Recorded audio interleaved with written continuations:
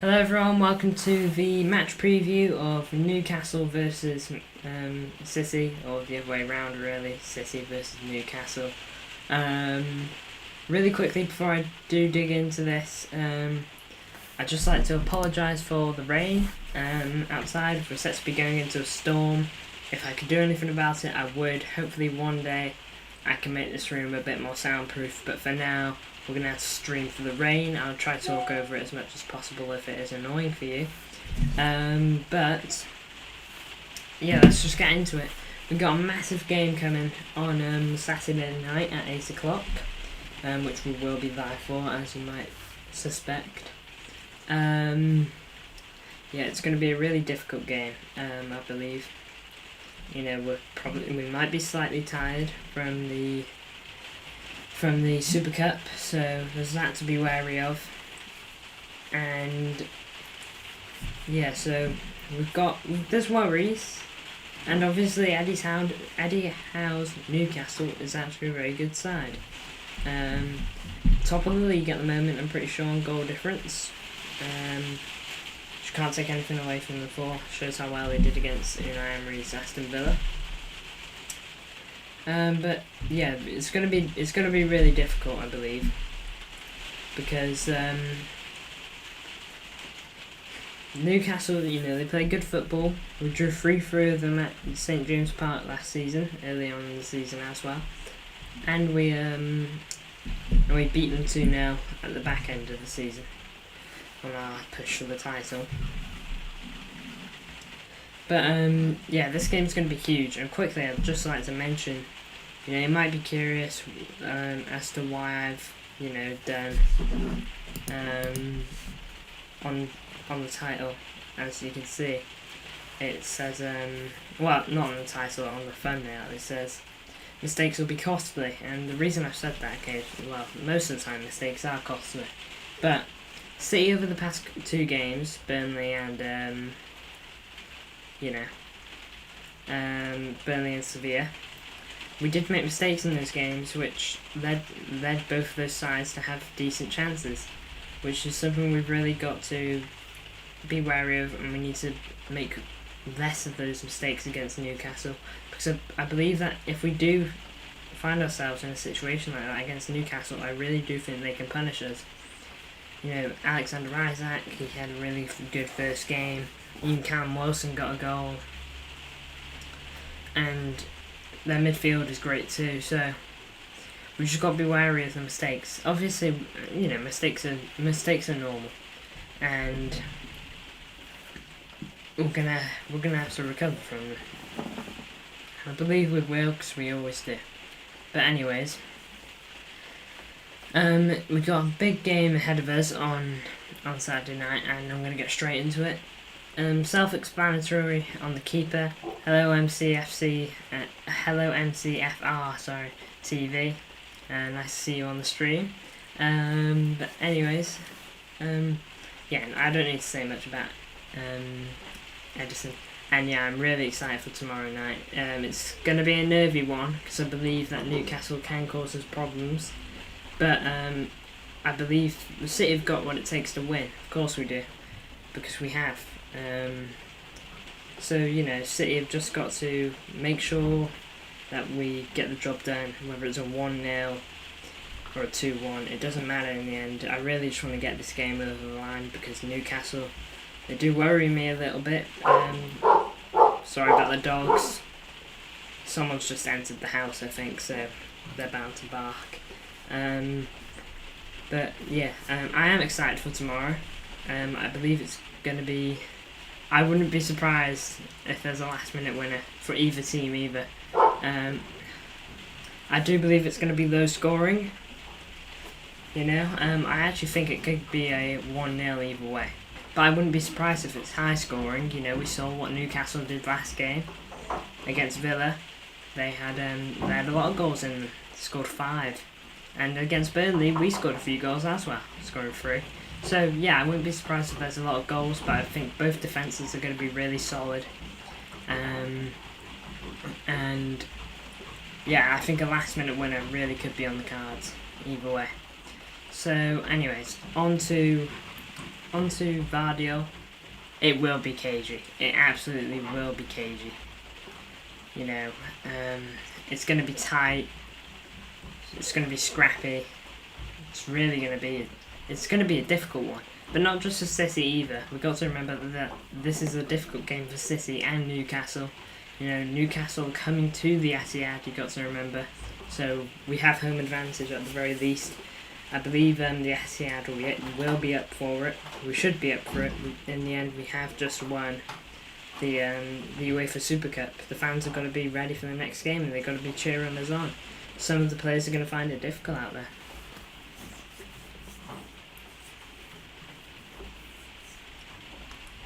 Yeah, it's going to be interesting tomorrow. Thank you for tuning in anyway. Always nice to see you.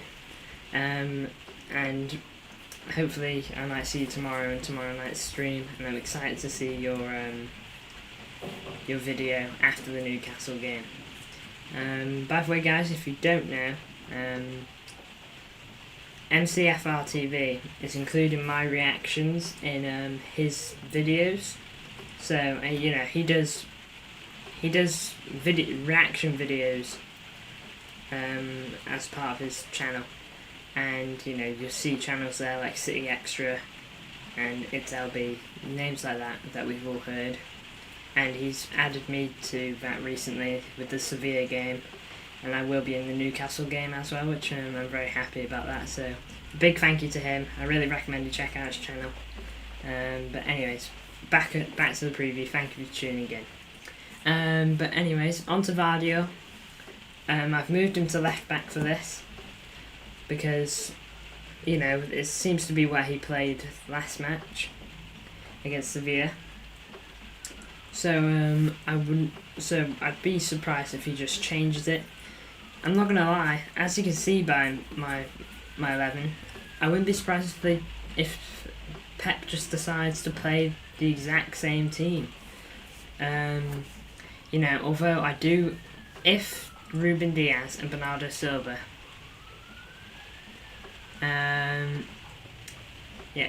If Ruben Diaz and Bernardo Silva can play, and they are like 100% match fit, I'd love them to play.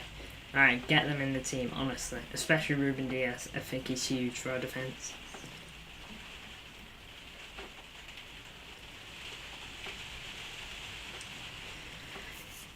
Yeah, I'll definitely comment again on your watch along. I'll say a quick hello tomorrow night on your stream. But yeah, I wish you luck on your watch along yourself, and I hope you get a good few views. And I look forward to another stream highlights reaction video. But yeah, back to the preview. Vardio, yeah, he'll be doing similar stuff, I reckon. And like I was saying with the 11, if you can get Ruben Diaz in, if you can get Bernardo Silva in, do so. Because I think they're big for this 11, obviously. And I think with Bernardo about to sign a new contract, I think that's even. I think it's even more deserving that he comes in, because, you know, we're not giving him a new contract to sit on the bench, are we? But yeah, Bernardo Silva and Ruben Diaz, if you can get them in, get them in. If you can't, don't worry, because we should have the talent to beat Newcastle. But yeah, the back four, I suspect, will just stay the same. You know, I wouldn't be surprised if... I'm not sure if Vardio's going to be playing that role when you go into the midfield a bit more. I would not like him to. So I'll be curious to see what Pep does. It's really going to be a tactical battle from Pep Guardiola on Eddie Howe's Newcastle. I really do think that a lot of tactics are going to go into this game, and a lot more than some people probably think. So yeah, hopefully it all goes well though. I believe that Kovacic is really important for us at the moment. He seems to be really trying to create stuff, trying to make stuff happen, which is exactly what we need from him, isn't it?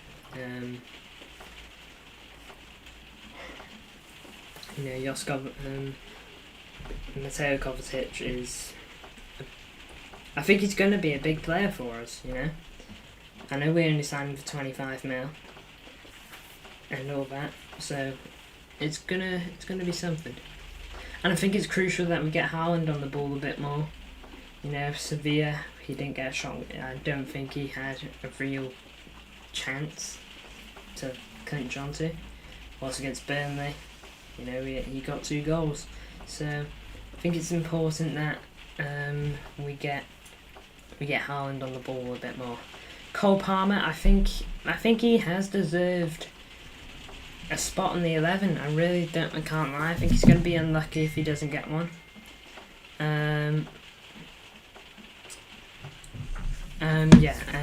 Sorry, I just got a message. I think Cole Palmer's unlucky if he doesn't get a start.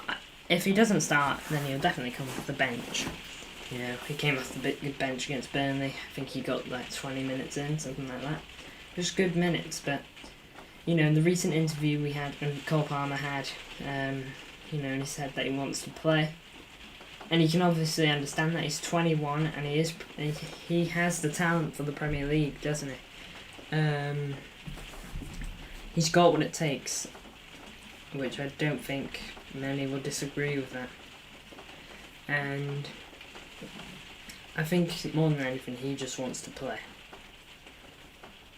And he says that he wants to play regularly because I think he knows that he's going to play at City, but I think he knows that he won't play as much as he likes unless things start to change.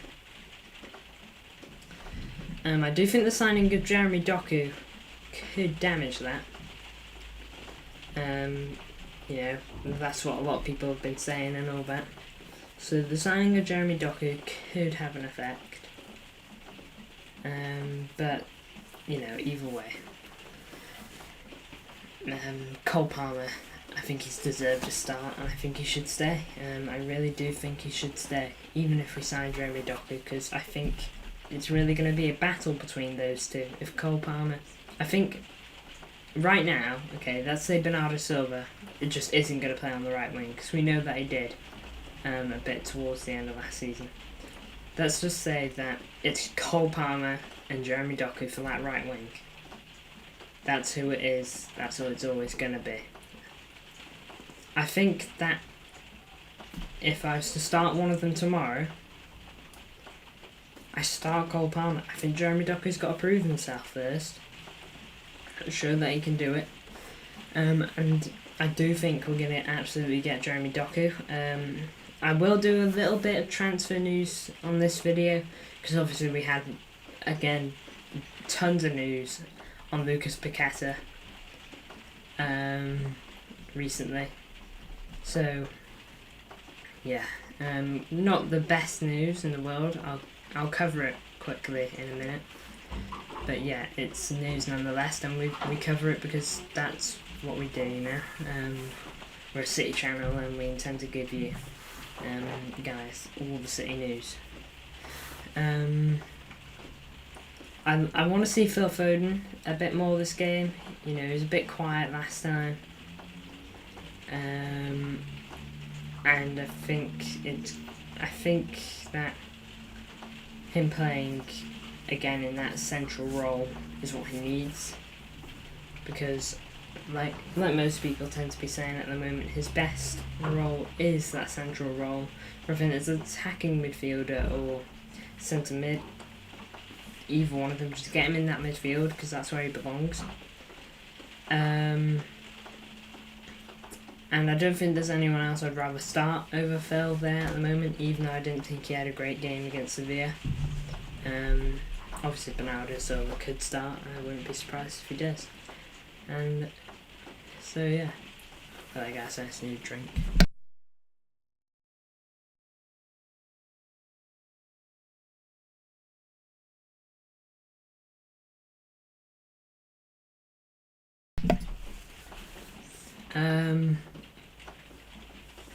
So yeah,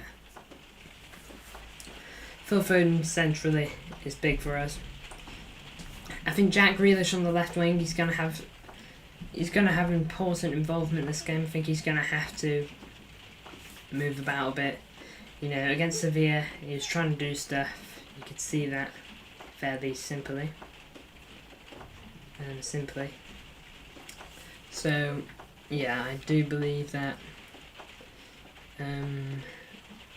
Jack Grealish is going to have to do similar stuff like he did against Sevilla, but I expect more from him as well. You know, he had 2 shots in that game. If he's to have 2 shots this game, I want at least one of them to go in, you know. Obviously that's not all down to Jack Grealish, because the shots he did have were pretty good. But it does really come down to... It really does come down to Jack Grealish and his performance, and I think he will start, because we haven't really got anyone else on that left wing apart from Phil Foden, and I've said that I want Phil Foden to go in midfield. Rodri and Mateo competition that David I've already spoken about. Kovacic. So speak a bit about Rodri. Rodri didn't look quite as good as he did against Burnley when he played against Sevilla, but you know, he still had a good game, and he got an assist as well, which was a big assist for us because it ended up basically winning us a trophy. So I hope that Rodri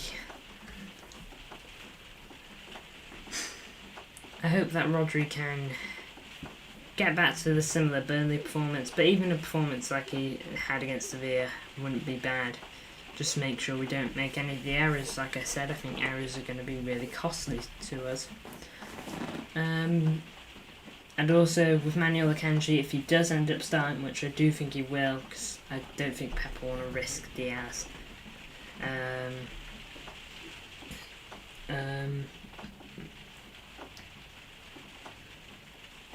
I think he's got to make sure he doesn't make mistakes. He made a couple against Burnley. He made a couple against Sevilla. I think this is the game now where you pull your socks up and you put in a really, really good shift like you were at the end of last season, with consistent performances and not making many mistakes. So, you know, I expect a lot from Rodri and Akanji. Sorry if I've done this preview in almost a weird format. It's just because I believe that Pep's going to go for the exact same 11, and I don't expect too much to change apart from obviously tactics. Like I said, I think it's going to be a huge tactical battle, and so I've covered it a bit weirdly. Apologies if you don't like that. But anyway, I'll get on to Lucas Paqueta now, just real quickly. If you guys don't know already, which I'm sure most of you do, because you probably keep up with him, Fabrizio Romano reported earlier that the deal's on the verge of collapsing, which is really catastrophic for us. Unless we can't, if we can get someone else, then it's not catastrophic, but if we can't, then it is. Over what? I don't know. Maybe it's the fee. Maybe it's something else. But I mean, I do have a theory. So apparently, I try to pull up the post now real quickly. There's been multiple reports on something that could be the reason.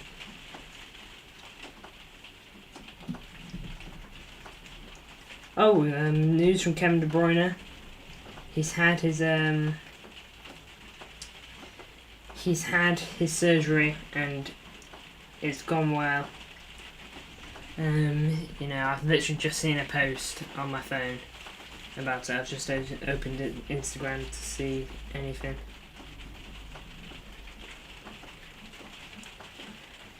Alright, so we've also got news on Joao Cancelo. Fabrizio Romano says Joao Cancelo to Barcelona. matter of time. Negotiations are advanced with City. No agreement yet on salary coverage and loan fee, but getting closer. Joao wants Barca, not negotiating with any other clubs. And the deal will include a buy option clause. It's a buy option and not mandatory. That really sucks, you know, because it means Barcelona just probably won't buy it and they'll try and go for another loan. It really does suck. City have got to up it, man, in that regard. And also, injury update on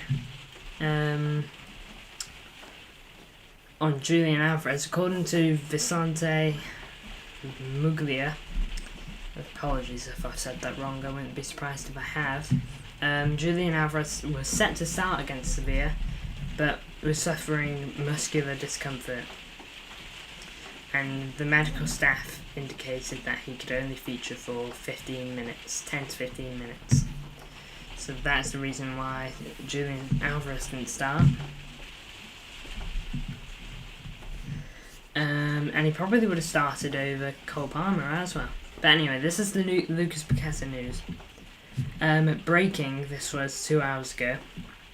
West Ham's Lucas Paqueta is under investigation by the FA for potential betting breaches. This is reported by Kieran Gale, Jack Gorn, Mailsport. These are potential mail breaches, potential betting breaches.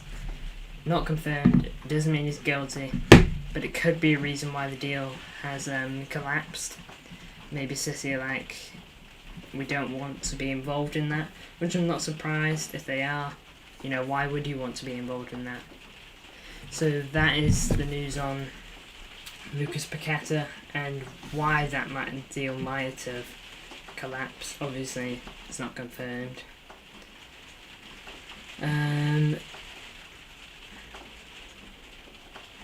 I will look at Fabrizio Romano, see what else he said, because apparently City, if what I read was right, City are currently searching for a substitute to him. We're hurriedly looking for that. But hopefully we need a midfielder. I think we can all agree on that. I think it's almost crucial that we get a midfielder. Sorry guys, I'm just going to move the camera, it's really bugging me. It's a little too low for my liking. That's a little too high. Yeah, that's better. Sorry about that. Just had to edit it. It wasn't to my liking. But yeah, we do need a midfielder, especially with the blow of Kevin De Bruyne. Whether that's Lucas Paqueta, if talks do get going again, then sure, bring him in. Shame. But I was gonna wrap up in a minute anyway. If you guys can hear this, sorry if you can't comment.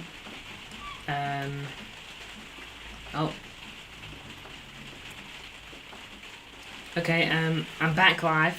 I thought it was gonna end, so I was about to wrap it up. So I didn't really cover too much more. The storm outside is just playing up, and it's ruining my connection a little bit. Hopefully I don't get anything else like that. Yeah, but sorry about that. I didn't really say anything during that time. I sat there silently, see if it would pick it back up. I don't know if you guys saw any of it, to be honest. But yeah, that's basically everything for today. I've covered a little bit more than the match preview. Tomorrow, going live at about 7:30 again. Hopefully I can, I'll have it up in time last time, because I think I started at like 2:45 last time when it was scheduled for 7:30. I'll try to be there ASAP. I have got work tomorrow and all that, so but I hope that you enjoyed the stream, or if you're rewatching it, then I hope you enjoyed this video. once again, thank you to MCFR TV for not just tuning in, but also the support you've shown me recently. It's been great. Make sure to check them out. But anyways, hope you guys have enjoyed the stream. If you did, feel free to come back for a future stream. I'm not going to tell you to like or subscribe, because that's on to you. Honestly, the views you give bring more than enough joy to me. So, yeah. I hope you guys liked this video. Like I said, if you did, feel free to tune into the next one. Until then, though, I will see you guys in the next one.